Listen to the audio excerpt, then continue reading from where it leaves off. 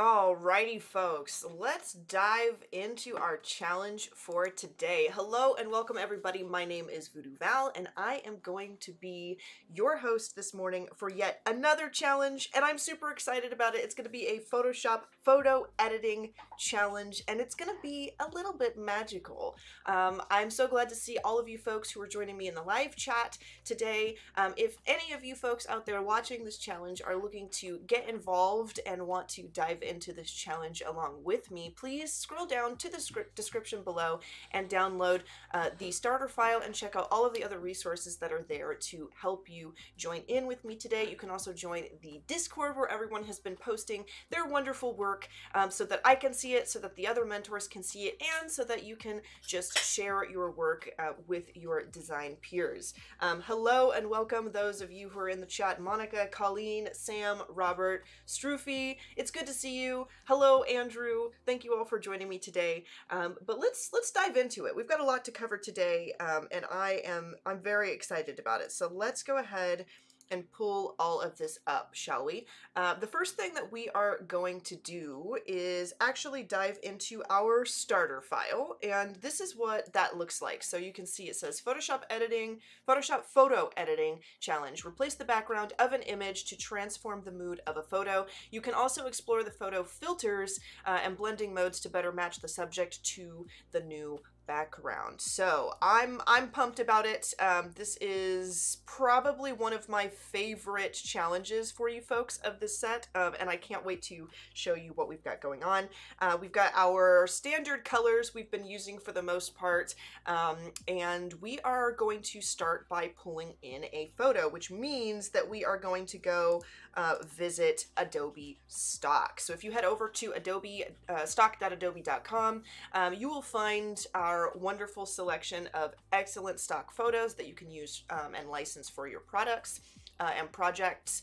If you make sure that over on the left hand side it says free, then you can license whatever you find here for free for your project. So you might see images, videos, audio, depending on what you last searched, or if you are a regular visitor of Adobe Stock. So just make sure that that free is clicked, and today what I've typed into my search bar is the word woman, and I am going to look for well, technically I do have one picked out, but I'm going to look through all of these portraits of women just to kind of give you an idea of what we're going for. What I hunted for when I was looking for the perfect picture for this project is something that looked bright and happy, because this is also kind of a challenge. I suppose the alternative title for it could be Opposite Day. We're going to take a very bright, a very energetic sort of photo, and we are going to create a version of it that is very dark and moody and mystical. So feel free to choose whichever photo you like. I actually chose this photo right here, as you can see, because I thought this was a gorgeous photo. Very, very cool. And while it is very bright and happy and exciting, she also has a very dramatic, kind of moody facial expression, which I thought would be really great for the type of project we're doing. So that is a little word of advice to you folks when you're choosing images for a project like this to composite with. Sometimes it's not enough just to choose a photo that you need. Sometimes it's also enough to consider the subject and wonder to yourself if that subject's facial expression, or the action they're performing, or the direction they are turning, or the direction of the light source, and all of those things, making sure that those are also appropriate for your project. And for me, this one works fine. I also went ahead and snagged myself an image of the night sky or a dark sky, so we could also do that. Just type in dark sky right quick, and I snagged just this first one here, which worked for me, but you folks can scroll through and see all of the really dramatic, awesome photographs that we have here for you to use. So I'm going to dive into my Photoshop, and if I open my library, I do have my my image and my night sky. And what I'm going to do actually is I'm going to go ahead and hide my colors. And I am going to also hide my info. And you'll notice that there is an interesting layer already set up in here for you folks. And I added this layer to the starter file because we are going to experiment a little bit with photo filters today. And I just wanted to kind of give you a head start having this layer already set up. I'm going to keep it hidden for now because we're going to come back to that. But first, we're going to kind of dive in here and drag and drop our wonderful woman portrait into our project. And one of the things that we have been doing for a while is kind of exploring selection tools and all of that. Today we're going to use a different sort of selection tool that I'm very excited to show you folks, because a lot of things, or one thing that a lot of people ask me constantly is how to select around very fine details, very fine textures. And I would say that this image is kind of an easy starter for a thing like that, but we do have a lot of tiny details around her hair here, and we want to try and select in a very accurate manner around these little details. So I'm going to show you how to do that.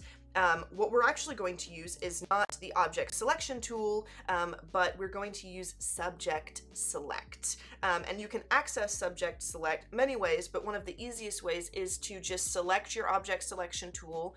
You can press W on your keyboard, and then up here at the top you can see it actually says select subject for us. So making sure I am selected on my portrait layer, I'm going to go ahead and click select subject. It's going to do a little bit of thinking for a moment, and then you can see it actually has selected around her, and this is a very, very clean selection. And instead of cutting her out, or instead of erasing the background, we are going to mask. We're going to work non-destructively so that we can always return to the original state of this piece. So we're just going to click this little button down here, which is our rectangle with our dark spot in the center that says add layer mask. We're going to go ahead and do that, and you can see we've got a pretty good selection around here. Now there is kind of a halo of that blue color around the edge of her, but it's really not half bad, especially with these tiny hair details, and it's a favorite method of mine for cutting things out like this. So we're gonna run with this for sure.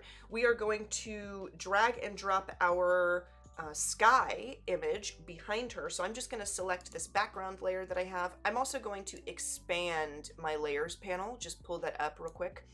And I am going to open my library, and we're just going to drag and drop this in here, like so. Give me one moment while my computer has a little think. Uh-oh. One moment, folks. It looks like I had a crash. Give me 1 second.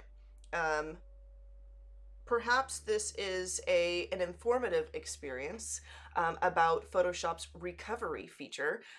Notice I am not panicking, and that is because I know that I already have a lot of my stuff saved, even though I didn't actually press save there. So let me pop back over here. I am gonna have to hit my subject select, but that's literally one step behind. I've already got my girl still in here and still ready to go. So I'm going to select my object selection tool, go ahead and hit select subject. We will mask just like I mentioned, and then we will drag our image right back in here. No big deal. Recovery, yes, double lesson. We were learning all of the features, indeed, Andrew. All right, let's throw our sky in here. I'm also going to take a quick peek at time. Oh, we're doing fine. We are doing magical. Okay, let me go ahead and throw that in there. And I am going to preemptively go ahead and do a Control-S save. I am going to save to, I'm going to save on my computer, actually.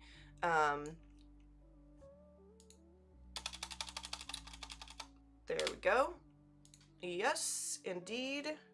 Okay. All right. So now we have our woman in the scene. We've got this moody background, but these two pictures, they don't really look like they belong in a scene together, right? They don't really look like they go here. So what we're going to do is use some photo filters and some blending modes to change that. The first thing I'm going to do is I am actually just going to kind of paint bucket in a layer of color, and we're going to use a clipping mask. So I'm going to go ahead and say Control Shift in, or Command Shift in if you're working on a Mac. I'm going to grab my paint bucket tool, which you can also access if you hit the G key on your keyboard. And I am going to, I need like a dark blue color to kind of create a blue shadow on her, because she is kind of in like a dark scene. And I'm just going to sample a dark color from my background because I want it all to be very cohesive. And this will work. I'm thinking maybe not that dark, maybe something more up here. I'm going to go ahead and paint bucket that in on that layer, and then I'm going to right click and say create clipping mask. Now for those of you who are unfamiliar with clipping masks, basically what this does is it clips whatever is on the layer I'm transforming into a clipping mask. It clips it and does not allow it to move past or break the borders of whatever is on the layer it is clipped to. So technically this is an image down here that extends to the borders of the canvas, but we do have it masked, which means that technically it's actually in the shape of just our woman. So our color then is clipped only to the shape of her silhouette. And I am going to change the blending mode. I'm going to come in, I believe, on a multiply layer, and this is getting pretty dark, okay? But never fear, we are going to kind of zoom in. You can still see her a little bit, but we are going to, we may duplicate this a time or two, but for right now, what I think I'm going to do is just kind of crank down the fill just a little bit. So she is in shadow, and you can start to see her just a little bit. But I kind of want another layer of just shadows around the edges, because we do have a shadow naturally under her neck. But what I want to do with this image is have light on her face and maybe on her wrist right there, but more shadow coming down over her shoulders and from the temples and from below. So we're going to duplicate that. And we're going to go ahead and make sure it is also a clipping mask. And what I'm going to do is throw a mask onto this layer as well. So we're going to go ahead and hit mask. I am going to grab my brush by hitting B on my keyboard, and I'm going to make my brush larger with the right bracket key, just holding that down. And you can use the left and right bracket keys as you see fit to make your brush larger or smaller. And what I'm going to do is turn my opacity of my brush down to about 50%, and I am going to paint out some of the darkness around on her face. Now I can use a stylus for this. You can also use your mouse, so I'll do this with a mouse as well. If you crank up the smoothing just to make your stroke with the mouse a little smooth, you can do that, and we can just start to kind of bring out a little more of these details. And my brush is on a lower opacity, so it's not you know, too strong with this method. And I think what I can also do is I'll make my brush just slightly smaller. I will grab white, and I'm just going to come around here and make sure that I'm not breaking the border of the top of her wrist too terribly much. And then we'll bring it down just a little bit. So we've got her face kind of out of the shadow just a little more than it was, and we've got her hand out of the shadow just a little more, but you can see it's kind of created like this shadow. And I think if we had more time, I would be a little more precious with this, to be honest, but it'll do for now. Now let's see where we are at with time. We still have about 10 minutes left, so quick recap of what we have done. We have pulled in our image. I went to my object selection tool and hit select subject up at the top here to select my subject, and then we masked it so that we only have our girl minus the background. We drug in our dark sky image, which is starting to look cool, and then we've added a couple of blending mode clipping masks to kind of transform this into more of a, I suppose, a magical, otherworldly scene is kind of what we've done. And I'm liking it so far. I'm just gonna fade this down on the wrist just a little bit, boom. And I might make my brush smaller and just bring some of this light down on the tips of her fingers a little bit to make it look a little more natural. And I think that's gonna do it for me for this. Now, how do we start to make this look a little more professional? We've transformed it very much, but we kind of need to add a little more pizzazz to this. And what I'm going to do is one last blending mode layer, and we are actually going to use a blending mode that some of you might not be familiar with. We're going to use the divide blending mode. So I'm going to Control Shift in to make a new layer, or Command Shift in again if you were on a Mac.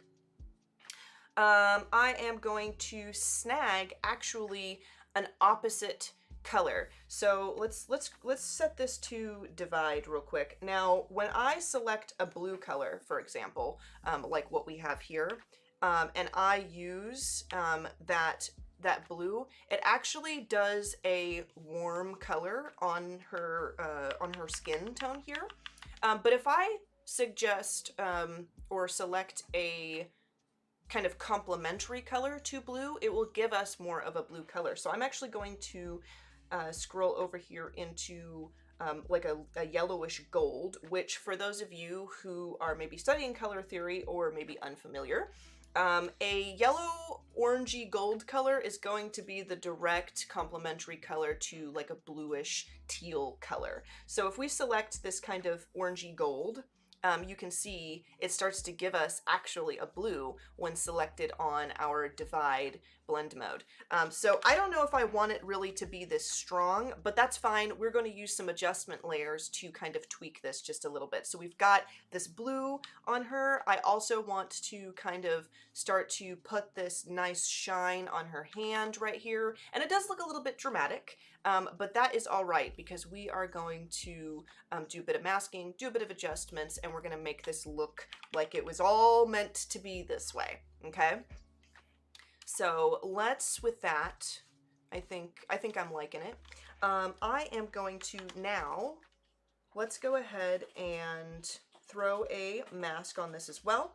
And then with black on our brush, we are going to, I'm just going to kind of soften the edges of this so it's not so crazy. We'll soften away from the hollows of her cheeks, maybe soften around the temple. We could soften a little bit under the nose there if we wanted, under the bottom lip, or under the top lip and under the bottom lip there, just to give it more of a natural look, you know, so it's not like we kind of blew out the colors on the face there all at once with this blue color, but more like there's something shining a color of that sort onto her face.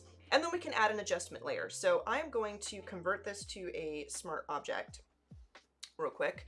And I am going to go ahead and hit Control B, and Control B will open our color balance, or Command B if you were working on a Mac. And I am just going to, yeah, there we go, tone down the blue just, or like kind of crank it into blue over there a little bit.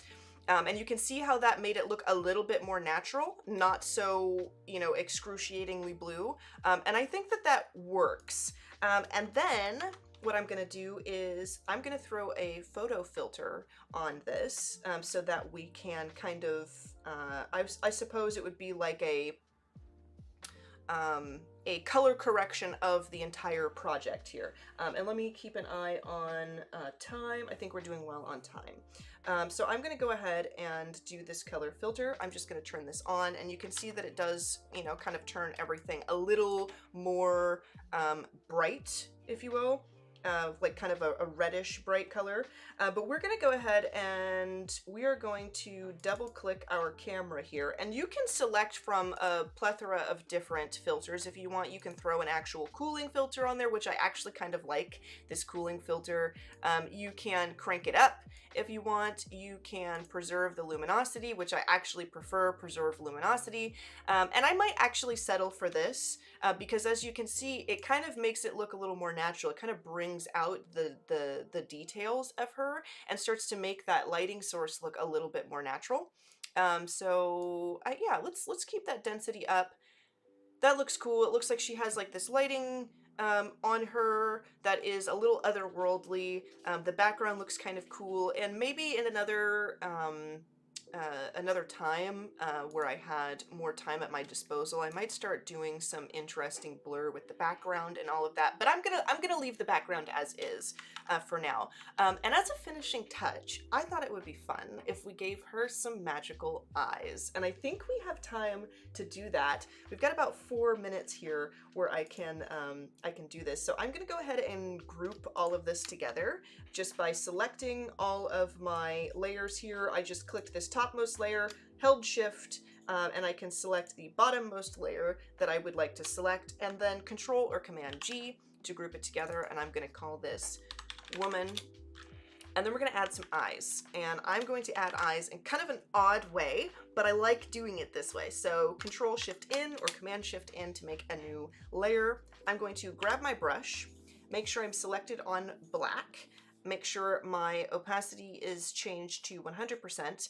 And I'm using my stylus for this, but again, if you would like to use your mouse, you can, as long as you turn up the smoothing just a little bit to help your strokes not be so rigid. I'm going to turn it down, however, because I am going to, as I said, use my stylus, and I'm going to paint in her eyes and make them black, just to get rid of the details of what the model was seeing at the time that this was taken, just to darken the eyes. And then I'm going to grab my shape tool. Let's go ahead and snag my ellipse tool, which you can access by pressing U on your keyboard. And I'm going to drag out a circle, holding shift to snap that aspect ratio to a perfect circle, like so. And then I can hold, once I have it the size that I want, I can hold the space bar and I can drag it freely, kind of free move. So we'll throw that there. I am going to snag this blue color. Actually, we're going to turn the fill off and turn the stroke onto this blue color. We are going to make sure that stroke is inside of our circle, and we're going to change this stroke to 20 instead of 43, which I think I like. Boom. And I'm going to go ahead and Control J to duplicate this ellipse, and I'm going to press V on my keyboard to access my move tool, and I'm just going to go ahead and drag this over to the other eye. I will select both of my layers, and I'm going to actually right click and convert them to Smart Object, and then I'm going to mask. So how are we doing on time? We still got a couple more minutes. I think we're doing great. I'll grab my brush by pressing B on my keyboard, and I'm just going to mask out a little bit of the top of this, okay? All right, can you see where I'm going with this, chat? Can you see where I'm going with this? I hope you can. I'm very excited about it. So you've got, you know, these otherworldly eyes kind of in there. But to take it a step further before we take off for the day, we can also give it a little more magical pizzazz, if you will. So what I'm going to do is come up to Filter and Blur and Gaussian Blur. And I am just, if I can zoom in here so we can really see, I am going to crank up the Gaussian blur just a little bit. Oh, you know what? I need to make sure I'm selected, not on my mask. I don't want to blur my mask. I want to blur the actual image itself. So let's go Filter, Blur, Gaussian Blur. There we go. There we go. So it's a little bit blurry, so it looks a little more organic, okay? Which I think that will work for us. And then I will collapse the effects. I will Control Shift in to make a new layer. And with my brush, I'm going to come in and just sample some colors. Hold Alt to sample this blue. I'm going to grab a darker blue and kind of, with my clipping mask, make sure that is on a clipping mask. I'm going to kind of put in some darker blue here, okay? And some darker blue here, okay? And then I'm going to grab a very, very bright blue, and just with a smaller brush, I'm going to kind of bring out this bright, we could even do it with like almost a white, just bring out this shine right here at the bottom, which I think will be neat. And it starts to look pretty neat, honestly. I would love to spend more time on it, but I think that's all that I'm gonna get away with for our time frame today. But I hope that you all will kind of experiment with what you can do with the colors and all of those things, what kinds of eyes you can add. This has been a blast, and I hope that you have enjoyed this. I feel like this is a far cry from the image that we actually started with. It is vastly different from where we came from, so to speak. And I can open that real quick just so we can see a before and after. So this is the image we started with. This is what we ended with. Pretty crazy. I hope that you've had fun. I know that I have, and I do have to take off, but please, if you can, scroll down to the bottom in the description, download the starter file that I created for you, and get all of the other information you need to join in with me. If you'd like to do this challenge too, join the Discord and post your work in the Discord so that I can take a look at it, and I will see you again tomorrow morning for another challenge, bright and early. But until then, adios, everyone.